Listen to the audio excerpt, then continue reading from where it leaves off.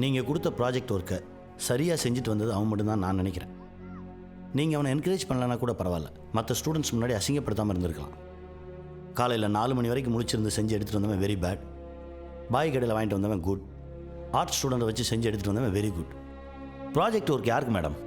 ஸ்டூடெண்ட்ஸுக்கா, பேரண்ட்ஸுக்கா, இல்லை பாய் கடைக்கா, ஆர்ட் ஸ்டூடெண்ட்டுக்கா?